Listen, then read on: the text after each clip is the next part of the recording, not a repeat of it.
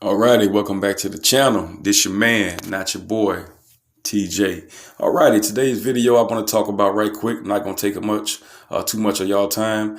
It's Errol Spence versus Fundura at 154 pounds. Now, in my opinion, guys, this is a big fight. This is a sleeper, super type fight that I feel that the boxing world is not too much talking about. Now, we know Errol Spence has a big date, a big fight against Keith Thurman coming up in the April-May time frame. But if Errol is successful against Keith Thurman, which would not be an easy task, I repeat, Errol Spence versus Keith Thurman will not be an easy fight for Errol Spence.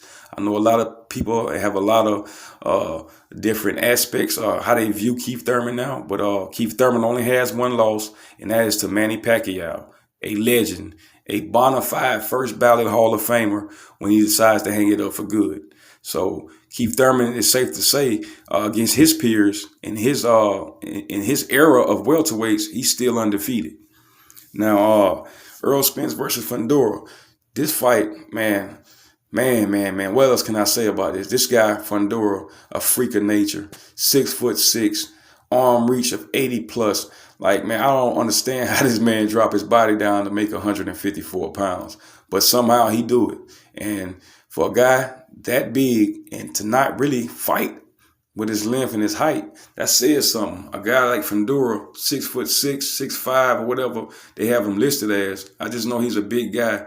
For him to fight the majority of his fights and style inside the pocket, that says a lot. And I think his style mixed with Errol Spence's style, because Errol liked to fight in the pocket as well, although Errol is a very, very good boxer. You don't become a silver medalist in the Olympics without being a great boxer. You don't become a bronze medalist in the Olympics without being a good boxer, a la Deontay the Bronze Bomber Wilder. But like I was saying, guys, that would be a great matchup for his styles. I would love to see that. And as I said, I consider this a super fight that nobody's really talking about. Fundura has called out Spence a few times after his fights, a few times before fights that he was attending. And Errol Spence was also called out by Jermell Charlo's future opponent and mandatory opponent in Tim Tszyu, the Australian superstar. So Errol has a lot of options at the 54-pound division. I also would love to see Errol Spence fight Tony Superbad Harrison. That would be another great fight because Tony Harrison is a magnificent boxer. He don't have that much power, but like I say, power is not the end of all be all. So a lot of people like to get infatuated of this guy don't have that much power or this guy don't have that much pop. But Tony Harrison has enough pop to keep you up off him. So he might not have a Jermell Charlo power, but he has enough power. And him versus Errol Spence would be another great fight. Like I said, man, Errol Spence can box and he can bang. So, and I believe Tony Harris can do both as well. You don't come out of Detroit without knowing how to fight. Okay, yeah, he can box real well, but Tony Harrison can fight as well, in my opinion, too. So I would think, so those three guys, Harrison, Fundura, Tim Tszyu, and of course, you know, like I mentioned earlier, he would be fighting Keith Thurman at 54. But Earl have a plethora of options at the 54-pound division. I can't wait to this fight with him and Keith Thurman, April or May frame time. And after that, I would love to see him fight Fundura, and I would love to see him take on Tszyu, because I really don't think Tszyu is going to get past Tony Harrison. Tony Harrison will be stepping in for Jermell Charlo because Jermell Charlo is dealing with a hand injury. So, Tony Harrison steps in for Jermell, fight Tim Tszyu.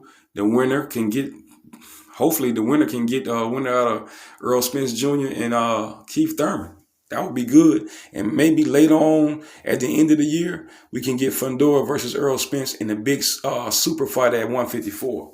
Yes, I say super fight. I know no belts will be on the line, but still, really, when you talking about guys like Errol Spence, guys like I hate to say this, guys like Tank Davis, but I'm a Devin Haney fan, but I ain't gonna hate on Tank. Tank do put butts in the seat, so I'm not gonna hate on the guy, man. He's an excellent fighter.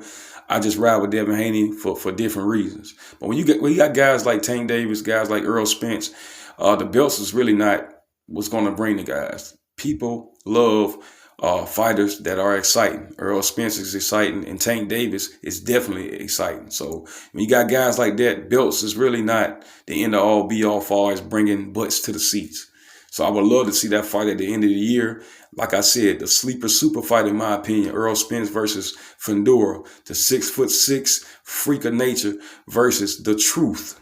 And I say the truth, aka I'm gonna take your eye, aka I'm gonna take your rib, aka I'm gonna break your jaw. Earl the Truth Spence Jr., baby. So like I said, guys, y'all tell me what you think, man. Earl has a lot of options at the 54-pound division. I'm just waiting to get all this stuff started. Earl recently coming off a car accident where he wasn't injured. He was hit head on by a younger motorist. I say it like that. I'm not gonna put the young man's name out because he is a minor, so we're gonna keep it like that. But Earl, he was okay. He didn't have any serious injuries. He just wanted to make sure his body was gonna be up to par for his big bout against Keith Thurman, because Errol Spence also knows that Keith Thurman is nobody's tune-up. He's nobody's tune-up. Keith Thurman is a hell of a fighter, and that fight with him, between him and Earl, would be a hell of a motherfucking mega fight. A hell of a mega fight. And I cannot wait to see it. So you guys tell me what you think. Like, share, comment, hate, subscribe, and make sure you double tap that bell icon so you will be notified every time your boy TJ hits you with a video. That's all I got for you guys. Deuces.